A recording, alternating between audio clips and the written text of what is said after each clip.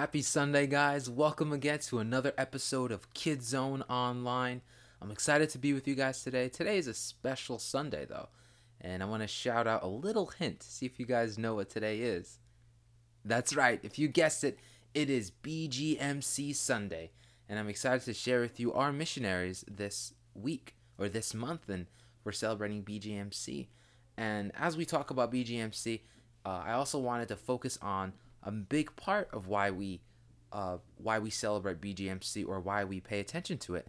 And if you don't know, BGMC stands for Boys and Girls Missionary Challenge, and it's a challenge for boys and girls to pray, to give, and to go into all the world and to disciple people for Christ and for God's kingdom. And so today we're going to look at one nation and look at a couple of missionaries that are really dear to my heart, and we're going to focus on two main themes. We're going to look at Matthew chapter 28. We're going to look at the resurrection and the Great Commission in that chapter. And so, if you haven't known, in 2014, Teaneck Assembly of God, or now RCC, went to Nicaragua, and we supported a great mission trip to Nicaragua. And I'm excited to share with you our story of what we did in Cristo Rey, Nicaragua. And so if you don't know, Nicaragua is in between Honduras and Costa Rica. And there's their flag there. It's a really pretty flag. It's blue and white and blue. And yeah, if you look at the map there in Nicaragua, we went to the city of Managua. And that's right after Ginapi and stuff. And we stayed there for a whole week. Our church did. A good portion of us went down there. And it was a lot of fun. We did a lot of great work and learned so much about what God is doing in Nicaragua. And there's me. There's me at one of the volcanoes with my arms out and stuff, and it was such a great time. And this was the group of us. You might see some familiar faces. There's Mel, there's Bruce, there's Carmen, there's Edgar, there's Pastor Dan, there's Pastor Zach and James and Ingrid and Sam, and there's just a bunch of us. Many faces you guys might know and stuff. And we had a great time. And our experience there is we built some houses for some local people. And if you look behind what we're standing in front of, and that was one of the houses that we've made. And it might not look like much to you, but believe it or not, the people of Nicaragua go through some hard times. They're not as fortunate as we are here in America. Most of them are very poor. And one of the areas that we were able to help people out were very poor and didn't have much to do. But it was such a joy seeing them in their lives and sharing with them Christ and sharing a good work to them. And so we're actually going to look at the children's ministry down there. And you guys are going to learn through some of these pictures. And what I'm going to share with you is that the kids here in Nicaragua are very different than the kids here in America. They struggle a lot and they go through a lot of hardship. But even through all the poverty and the hardship, they still have joy. They still have Christ for the church that we were serving. And here are some of the kids too. It was just a lot of fun going there. And here's what I mean by being poor or not being as fortunate as someone in America. This is actually not a shed. This was actually a house. A family lives in this house or used to live in this house. And it just shows you a picture of how hard it is to live in Cristo Rey, Nicaragua. And if you don't know, Nicaragua is actually the poorest, one of the poorest nations after Haiti in our side of the Western Hemisphere. And it's really, really interesting to think about those facts and all the good things that we have and mommy and dad give us. And we can always be thankful for the roof, for the AC, for the games that we play. And just remember that people around the world don't have those same privileges as we do. And it's really sad, some of the things that we saw. Here is someone out in a field in Nicaragua, and this was near one of the villages that we were building houses and looking with and helping with the local pastors. And here is a girl out in a field and in a pile of garbage, and she just seems sad and stuff. And sad, this is the truth, though. This is how a lot of people have to deal with on a regular basis. And it was just a great reminder that the gospel, why we celebrate BGMC, or why we take the words of Jesus seriously, is it reminds us to go out into all the world, to pray for people who are less than us and who have less than us and who could really benefit from a helping hand. And here's another picture about in the same area that we were helping with. And as you can see, there's garbage everywhere. And it was really a sad thing. For miles and miles, you could just see piles of garbage because they don't have the same garbage men that we do in the U.S. And you see a kid here with a scythe or with a picks, and he's looking through garbage, and he's actually looking for food or for anything that he can take back home. And it's really, really sad, but this is some of the daily life of people living in Cristo Rey, Nicaragua. And this was some of the things that we saw. It's pretty traumatic. And here's another picture too of what they go through. They have a lot of garbage, and what happens is after the garbage piles up, they, to get rid of the smell and to get rid of the rest of the waste, they burn the garbage. So you have all this garbage being burnt and stuff after they sifted through the garbage. And here's a picture. It's very sad. It's very doomsday like things. And this trip really changed the life of the pastors that went. It changed my life. It changed everyone who went on from our church. And it was really an interesting thing that God showed us, to always be thankful. Here's another kid, and that if you look to the picture to the right, there's a bed and there's some cement floors. Even though that looks like maybe like a shed to you, or it might not look like much, but that was actually one of the houses that we built. It has tin foil, it has cement, and even though that might not be much for us here, it was actually a lot for them. And the people living in Cristo Rey, Nicaragua, were very, very happy. They were so thankful because this kind of structure, this kind of small building, was so much more than they already had. And they were just so thankful that we could do this. And it was really hard for us to bring tools there and to build this, but it was such a rewarding experience that we were able to do. And this is a part of Missionaries. And this is why we give to BGMC, because we support missionaries around the world who do similar work like this. And here's a picture of our church team. There's Pastor Dan, there's Ingrid and Carmen, and we're building this house. You can see there that tin panel. We lift it up on these wood beams and we hammer it in. And it was really cool experience making that. We made the cement blocks and everything, and it was really, really cool. Jesus has to say. Now, I know a lot of the pictures we saw were kind of sad. The fires burning, the garbage, the kids digging through garbage. It might be even a shock to some of you that people have lived like this or do live like this around the world, but it's the truth, and it kind of makes us to pause for a second and be like, hey, wait a minute. What does Jesus say about this? What is his heart towards the poor, and why does God call missionaries to go out to the world? And a big part of the reason why we worship Jesus and why we follow his teachings is because he actually sends us out. He gives us the power to go and make disciples of all nations.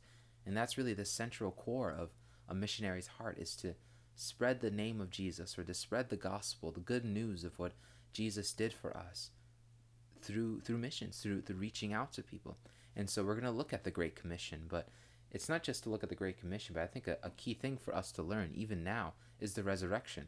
The reason why Jesus sends us out into the world to preach about him is because he has rose from the dead. So let's read here in Matthew 28. It says, "Now after the Sabbath, toward the dawn of the first day of the week, Mary Magdalene and the other Mary went to see the tomb. And behold, there was a great earthquake, for an angel of the Lord descended from heaven and came and rolled back the stone and sat on it." Matthew 28:20. Let's continue. In verse 3 it says, "His appearance was like lightning, and his clothes was white as snow. And for the fear of him, the guards trembled and became like dead men. But the angel said to the woman, 'Do not be afraid, for I know that you seek Jesus, who was crucified. He is not here, for he has risen, as he said. Come, see the place where he lay.'" Wow. Let's take a pause there and just let's reflect on that for a second. So you have Jesus was crucified, he was put in his tomb, and what happens is he's rising from the dead. So the disciples, remember, like we just read, on the Sabbath, Mary Magdalene and Mary went to the tomb to find Jesus, but they didn't find his body. Instead, they found an angel like lightning. His clothes was white as snow. And the guards were so afraid. The guards standing by the tomb were so afraid they trembled and became like dead men. They fell to the ground. But the angel told the women not to be afraid, because the Jesus that they were looking for in the tomb, the one that they know that was crucified, has risen. And they tell the women to come see the place where he lay. And that's amazing, guys. And that's something really important for us to see. And as we move into the Great Commission, he continues to tell Mary Magdalene what to do. In verse 7 it says, "Then go quickly and tell his disciples that he has risen from the dead. And behold, he is going before you to Galilee. There you will see him. See, I have told you." So they departed quickly from the tomb with great fear and great joy, and ran to tell his disciples. And behold, Jesus met them there, and said, Greetings! And they came up and took hold of his feet and worshipped him. Then Jesus said to them, Do not be afraid. Go and tell my brothers to go to Galilee, and there they will see me. The next part of the verse, we see something sketchy happen. The report of the guards. So the guards that saw the angel at the tomb go before the chief priests, and this is what happens. In verse 11 it says, While they were going, behold, some of the guard went into the city and told the chief priests all that had taken place. Let's take a pause in that verse for a second. The chief priests are the people who actually crucified Jesus, the ones who were so angry that he was the Son of God and didn't want him around. And so this is what they told the guards that reported what just happened. In verse 12 it says, And when they had assembled with the elders and taken counsel, they gave a sufficient sum of money to the soldiers, and said, Tell people his disciples came by night and stole him away while we were asleep. And if this comes to the governor's ears, and governor is just another word for a leader, and if this comes to the leader's ears, we will satisfy him and keep you out of trouble. So they took the money and did as they were directed. And this story has been spread among the Jews to this day. Wow, that's really interesting. So what happens is the guards go and tell the chief priests that, hey, Jesus has risen from the dead, and he appeared before his disciples, and an angel we saw.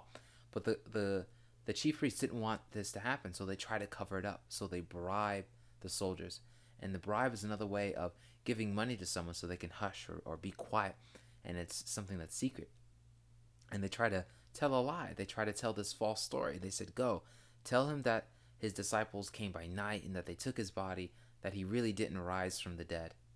And so they were trying to make the situation quiet. They were trying to hush up the whole thing. What they were really doing was lying. And they were lying because they didn't want the message of Jesus to spread. But we know that Jesus did rise from the dead, and that he did appear before his disciples because of all that, the work that he did in their lives in the book of Acts, like we are reading. And the Great Commission. In 16, Now the 11 disciples went to Galilee, to the mountain to which Jesus had directed them. And when they saw him, they worshipped him, but some doubted. And Jesus came and said to them, All authority in heaven and on earth has been given to me. Go therefore and make disciples of all nations, baptizing them in the name of the Father and the Son and the Holy Spirit, teaching them to observe all that I have commanded you. And behold, I am with you always to the end of the age. Amen. So Jesus appears before his disciples, and he gives them the Great Commission. He tells them to make disciples, to make more people to see what Jesus has done, and to help them see that Christ really has risen from the dead, that he has come to change our lives. And that is why we take part into BGMC, that we challenge each other to pray and to give and to go into all the world. And it was so encouraging. And like when we visited Nicaragua, it was such a great reminder to pray for these people, and that even you at a young age can pray and know that God hears our prayers, that Lord, help us to send people through the nations, help us to spread your message to all the world and to support BGMC. And it's really, really a powerful thing, prayer. And that's what we did in Nicaragua too. When we visited the people, we prayed with them, and as we gave them houses, we didn't just do good works, but we also prayed with them and tried to share the gospel where we could. And it's a really big difference what the gospel can do. As you can see, lives were changed, physically and spiritually. And it's really cool too. This is one of my favorite pictures. In the background there, you see a church, and it's kind of opened up, but there's a lot of our team members there. We're kind of hanging out with the kid zone, so to speak, the kid zone in Nicaragua. And not only were we able to build houses, but we also were able to get school supplies for the people group there, and they had an English and Spanish school, and it was really cool that we were able to help them out in this way. And it was just a reminder that God is still doing great work around the world. And this is one of my favorite verses that Jesus says to his disciples, that Jesus doesn't just send us out alone to do things, but he says, I am with you always, even to the end of the world. And guys, that's so comforting too, because it's not just for missionaries, but it's for you, it's for me, it's for mommy, it's for daddy, that no matter where we find ourselves, that Jesus is with us always. So, guys, I hope you have a great Sunday. God bless, and remember always to pray for our BGMC missionaries. Adios.